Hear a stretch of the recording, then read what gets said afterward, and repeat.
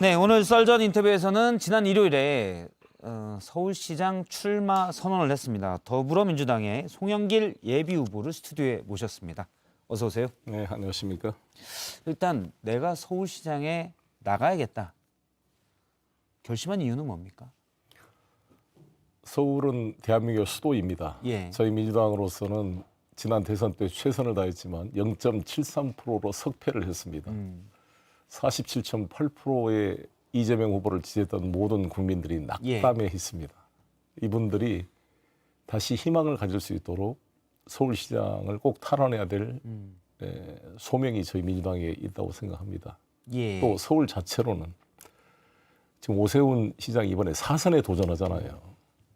역대 광역자치단체에 4선 도전한 사람은 처음입니다.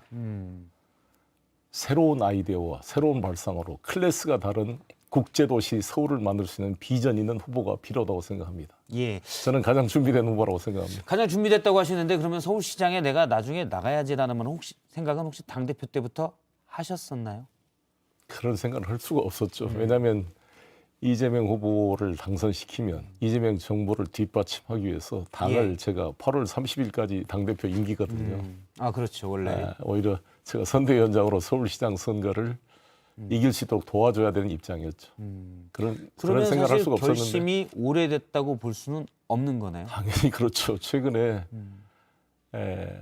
당대표로서 대선 패배에 책임을 지고 사퇴했잖아요. 예. 사찰에서 이제 휴식을 취하고 있을 때 많은 분들이 찾아왔습니다. 왜냐하면 서울이 그때 우리 시장 후보에 김진애 의원님 한 분이 등록했지만 다른 현역 의원들이나 대부분은 등록을 않고 사실상 공백 상태로 언론으로부터도 좀 약간 힐난을 당했잖아요. 오세훈 현 시장이 강하다 보니 아무도 나서지 따로 않는다. 도전을 하는 중량감 있는 후보들이 없었다. 네. 그래서 이건 집권 여당의 체면이 아니었죠. 그렇습니다. 그래서 사실상 서울시장을 포기하는 듯한 모습을 보이는 것은 16만 명이 지금 새 입당을 했고 많은 우리 지지자들이 낙담에 빠져 있는데 그분들에 대한 도리가 아니다. 제가 당대표를 지낸 사람으로서 강한 책임감을 느끼지 않을 수 없었습니다. 그러던 차에 서울의 41명의 시의원들께서 꼭 당대표님이 출마해달라라는 요청에 선언이 있었고요. 개별적으로도 한 3천여 명의 우리 젊은 당원들이 저한테 2,424원을 후원금으로 보내줬어요. 서울로 이사해라고. 제가 저번에 계산해보니까 700만 원이 좀 넘더라고요. 예. 근데 이걸 제가 사실 여쭙고 싶은 게 서울시장에 민주당에 마땅한 보시기에 후보가 없어서 아 그래도 우리가 172석의 여당인데 그럴 수 있나 해서 여러 의원들의 요청도 있어서 나왔는데 그 뒤의 상황은 대표가 대선 패배에 책임을 지겠다고 물러났고 갑자기 서울시장 후보냐. 오히려 부적절하다는 당내 여론도 많아졌습니다. 제가 볼 때는 약간 어떻게 보면 애꿎고 얄궂은 상황이 됐어요. 어떻게 생각하세요? 저도 마음에 상처도 있고 그랬는데 입장을 바꿔놓고 생각하면 의원님들 입장도 충분히 이해가 됩니다. 사전에 좀 상의도 드리고 그랬어야 되는데 사실 내가 상의 드린다는 게 내가 뭐 출마 결심을 하고 해야 상의를 드리는데 좀 차출되는 상황에서 좀 애매해서 제가 가장 저와 친한 동지인 우상호 의원하고도 충분히 상의를 못해서 미안하게 생각하고 있습니다. 우상호 의원이 이 자리에 와서도 비판을 한 바 있습니다. 네, 알고 있습니다. 충분히 이해가 되고 우상호 의원님이나 뭐 김민석 의원님이나 모든 분들이 이런 우려 섞인 비판을 했는데 충분히 이해합니다. 근데 이제 저는 저에 대한 비판은 충분히 제가 달게 봤는데 중요한 것은 대안을 가지고 우리 당이 이 서울시장 선거에 승리할 수 있는 카드를 가지고 집중해야 되는 거 아니냐 이런 차원에서 나왔던 충정을 말씀드리고 있습니다. 그러면 애초에 여러 의원들의 요청도 있고 템플스테이로 쉬고 계시다가 요청도 있고 나왔는데 당에 내세울 만한 서울시장 후보가 없다는 거는 차마 그렇게 지방선거 치를 수 없어서 직접 나왔다는 거 아닙니까? 근데 만약 그런 후보가 나타난다면 양보할 용의가 있습니까? 경선에서 물러난다든지. 지금 와서는 물러나고 이런 상황이 안 됐고요. 이제 경선하면 되지 않겠습니까? 왜냐하면 저를 제 개인이 마음대로 진퇴를 이렇게 가볍게 결정할 수 있는 게 아니라 저를 내보낸 많은 당원들의 열망이 있는데 그분들을 내가 제 마음대로 이렇게 판단할 문제는 아니고 우리 당이 원팀이 되려면 예. 우리 훌륭하신 박주민 의원님이나 정봉주 의원님, 김진애 전 의원님 아주 아이디어가 많으신 분입니다. 도시 전문가고 이런 분들의 다 어우러져서 경선을 해서 원팀이 되면 에너지가 나오지 않겠어요. 오세훈 시장님도 오늘 뉴스 보니까 그랬대요. 지금 뭐 15% 차이는 아무 의미가 없다. 예. 바로 되면 박빙으로 될 거다. 사실이 저희 당 지지도가 비슷하잖아요. 지금 국민의힘과 민주당의 전반적으로 지지도가. 전국적으로요. 예. 그리고 서울에서도 비슷하고요. 그러면 요 얘기부터 여쭤볼게요. 이낙연 대표 전 총리 차출론이 나오는데 나올 걸로 보십니까? 혹시 나오신다면 받아들이십니까? 그건 잘 모르겠고요. 아무튼 누구라도 나오시면 잘 이렇게 경선을 해서 하나의 원팀이 만들어지면 시너지가 나올 걸로 생각합니다. 전략 공천하지만 그건 경선과 플러스된 형태로 될 걸로 보십니까? 아직 결정이 안 됐죠. 당연히 경선을 하겠죠. 왜냐하면 김동연 후보님 같은 경우는 예. 지지율이 상당히 높잖아요. 지금 나머지 세 분 후보보다. 예, 다른 민주당 후보들에 비해서 예. 말씀이시죠? 그래서 경선을 하고 있잖아요. 그래야 원팀이 되지 않겠어요. 만약에 김동연 후보를 경기지사로 전략 공천했다. 그럼 이제 훌륭하신 우리 염태용 후보님이나 안민석, 조정식 후보님들은 어떻게 되는 거예요? 예. 경선도 한번 못 해보고 그 승복이 쉽지 않지 않겠습니까? 그거는 김동연 후보도 원하지 않기 때문에 예. 어떤 룰이라도 받아서 경선하겠다고 지금 입장을 밝혔습니다. 서울시장도 마찬가지가 아닐까 생각합니다. 알겠습니다. 서울시장은 사실 국무회의에 들어가는 유일한 광역자치단체장이죠. 네, 그래서 만약에 되면 네, 5월 10일 이후로는 윤석열 대통령과 국무회의를 같이 하게 될 텐데 지난 일요일 날 출마 선언을 하면서 윤석열 정부 견제를 기치로 내걸었습니다. 그런데 또 서울시 인구가 많잖아요. 네. 근데 너무 정치적으로만 보시는 거 아닌가? 광역자치단체면 사실 지방행정의 비전도 보여야 되는 거 아닙니까? 헌법상 지방자치단체를 두는 목적 자체가 중앙 권력과 다른 정치적 의지의 형성이 필요하기 때문에 둔 것입니다. 우리 헌법 하기로 이렇게 나옵니다. 마찬가지로 제가 한 예를 들겠습니다.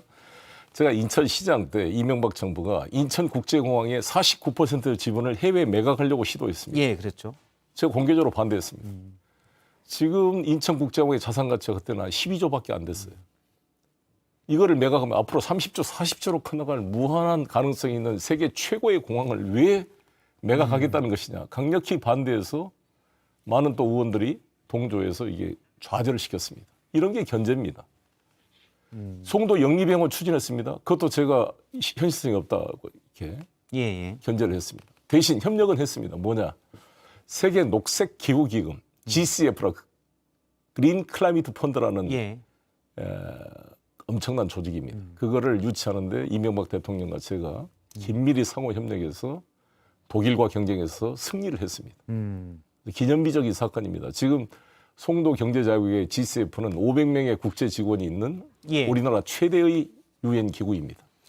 그렇게 하면 지방의 그 광역자치단체장을 맡았을 때 거기 발전을 위해서 노력하는데 왜냐면 출마 선언 때 윤석열 정부 견제 목소리가 크게 들려서 혹시 여기에만 너무 왜냐면 직전에 집권 여당의 대표였기 때문에 여기에만 너무 방점이 찍힌 것 아닌가 그건 아니다는 말씀이시군요. 협력할 건 하겠다. 바로 제가 유엔 제5본부를 어디로 해야 할지 용산으로 할지 여러 가지 지금 후보지는 검토 중에 있습니다만 예. 5본부를 유치하려면 당연히 이 중앙정부랑 협력을 해야 됩니다. 그걸 보여드리겠습니다. 알겠습니다. 그러면 만약에 되시면 협력을 해야 되는데 윤석열 당선인의 지난 한 달 이상을 평가하시면 어떻습니까? 상당한 우려가 보이고 있지 않습니까? 상당한 우려는 보이지만 협력할 때는 하겠다. 예. 아니 잘못된 거 예를 들어 용산 이전 같은 경우도 너무 이전 찬반을 넘어서 이렇게 급박하게 하면 사고 나게 돼 있습니다. 서울 시내의 교통체계나 도시구조의 근본적인 왜곡을 초래할 수가 있기 때문에 예. 신중하게 접근해야 되고요.